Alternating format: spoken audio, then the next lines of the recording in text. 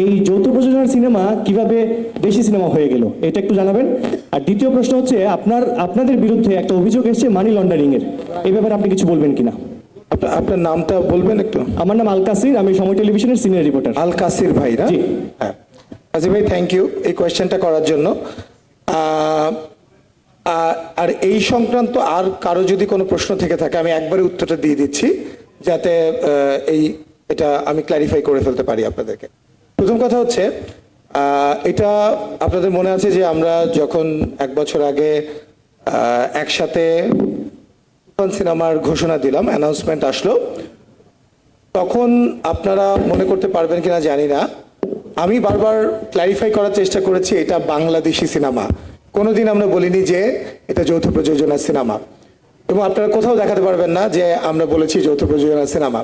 দেখেন, একটা বিষয় কি, এখন তো সোশ্যাল মিডিয়াতে আসলে আপনিও একটা কথা বলে দিতে পারেন, আমিও একটা কথা বলে দিতে পারি, ওপেন প্ল্যাটফর্ম, যে কেউই বলতে পারে, কিন্তু অফিসিয়ালি আমরা কি বললাম সেটা হচ্ছে ইম্পর্টেন্ট। আমারও চোখে পড়েছে বিভিন্ন জায়গায় লোকজন এটা বলার চেষ্টা করছে। আপনাকে একটা ছোট জিনিস ওই যে বললাম সবার জন্য একটু ক্ল্যারিফাই করে দিচ্ছি। একটা সিনেমা যখন তৈরি হয় একটা ধাপে ধাপে তৈরি হয়, কিন্তু একটা সিনেমা, তো সেই সিনেমায় প্রতিটা ধাপে ওই যে লজ অফ দ্য ল্যান্ড বলে একটা কথা আছে, যে আমার দেশের কি আইন, সেই আইন অনুযায়ী প্রতিটা স্টেপ কিন্তু আমাদের এগোতে হয়েছে।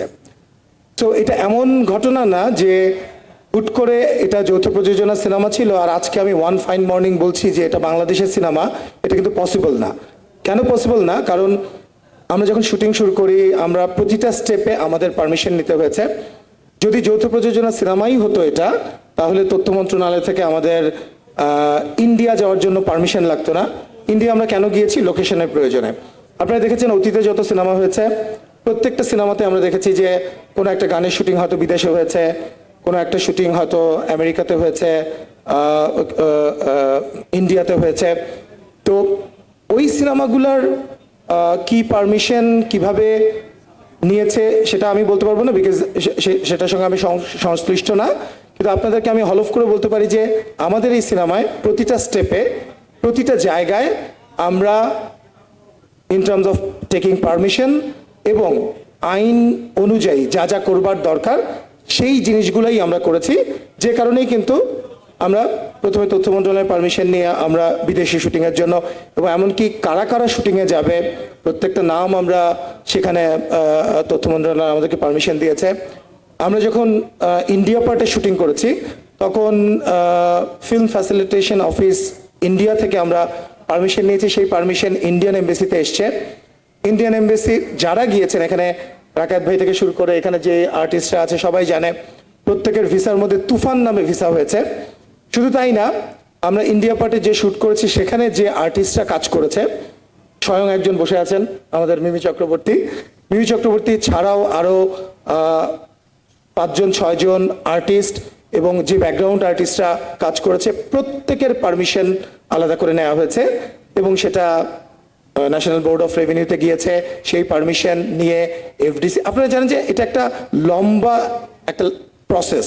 এটা কিন্তু ওয়ান ফাইন মর্নিং আমি বলতে পারবো না যে না এটা বাংলাদেশের সিনেমা অথবা এটা যৌথ প্রযোজনা সিনেমা। সো আমরা প্রথম দিন থেকে আমরা ক্ল্যারিফাই করার চেষ্টা করেছি this is a purely Bangladeshi film, এবং সেখানে যদি আমাদের লোকেশনের প্রয়োজনে বিদেশ যেতে হয়, সো যে কোনো ধরনের পারমিশন, যে কোনো ধরনের আমাদের আইন মেনে যা যা করা দরকার আমি আপনাদেরকে অ্যাসিওর করছি সেগুলো নেওয়া হয়েছে। আর যদি সেইভাবে করে না হতো তাহলে আজকে এই আনকাট সেন্সার পেয়ে আপনাদের সামনে আমরা কথা বলতে বসতে পারতাম না। আমার মনে হয় এটা ক্ল্যারিফাই করতে পেরেছি আমি, এবং এই সংক্রান্ত আর যাদের মনে প্রশ্ন ছিল তারা উত্তর পেয়ে গিয়েছেন আমি আশা করি। আচ্ছা শাকিল ভাই, এইদিকে আমি হাসনাত জুবাইর বাংলা ভিশন থেকে বলছিলাম। এইদিকে ভাই, এইদিকে। আমি একটা প্রশ্ন একটু করতে চাই আপনাদেরকে। আমি একটু আগে বলছিলাম যে এত হট্টগোল হচ্ছিল, এত বাউন্সার, তো আমি বলছিলাম এটা কি সাকিব ভাই, মিমি, নাবিলার জন্য নাকি আমার আর রনিভাইয়ের জন্য? তো আমি তো দেখতে পাচ্ছি আমি আসলে অনেক ফেমাস, সব প্রশ্ন আমার কাছে। বলেন আচ্ছা কি প্রশ্ন? শাকিল ভাই আমি জাস্ট আপনি উত্তর দিয়ে দিয়েছেন ঠিক আছে, জাস্ট একটু ক্লিয়ারিফাই হতে চাচ্ছি। জি, সেটি জি, হচ্ছে যে অবশ্যই। এই সিনেমায় হচ্ছে আলফা এছাড়া আর কারো ইনভেস্টমেন্ট নাই, তাই এটা কি না? আমার কাছে মনে হয় আপনি তো বিনোদন সাংবাদিক, আপনি কিন্তু ইনভেস্টিগেটিভ জার্নালিজমও করতে পারতেন আমার কাছে মনে হয়। কারণ আমি জাস্ট একটু জানতে চাচ্ছি 4 দিন পরে তো সিনেমাটা রিলিজ করছি আমরা, এবং সবাই একটা উৎসবের মধ্যে আছে। তো আমার মনে হয় সিনেমা নিয়ে আপনারা প্রশ্ন করতে পারেন। আমি তো কনসার্ন ডিপার্টমেন্ট যারা আছে এবং যে প্রশ্নগুলো আমি তো একবারে উত্তর দিয়ে দিয়েছি। আমার মনে হয় সিনেমা নিয়ে আর কোনো প্রশ্ন থাকলে আপনারা সবাইকে আপনি জাস্ট একটু উত্তরটা দিলে খুশি হতাম আর কি, যদি উত্তরটা দিতে চান আর কি, আর যদি না হয় ওকে আমি আমি একটু কথা বলি, আমি না, আমি মাঝখান থেকে একটু ঢুকে পড়ি। সেটা হচ্ছে আমাদের আজকের উদ্দেশ্য এবং টোটাল যে কয়েক মাস ধরে কাজটা হচ্ছে, এটার উদ্দেশ্যটা কি? একটা ভালো আন্তর্জাতিক মানের সিনেমা বানানো। আমাদের দর্শকরা তাকিয়ে আছে কিন্তু আসলে সিনেমাটা দেখার জন্য, এবং সেটা দেখে তারা চমকিত হবেন এই আশা আমরা করি। এবং এটা আমি উপযাচকভাবে আমি এখানে কথাটা বলছি, এটার পারমিশন, এটা যৌথ প্রযোজনা কিনা, এরকম ব্যক্তিগত কিছু প্রশ্ন থাকলে পরে আমার মনে হয় শাকিল ভাইয়ের সঙ্গে আপনারা যোগাযোগ করে নিয়ে ওনার একটা পার্সোনাল একটা ইন্টারভিউর ব্যবস্থা করেন।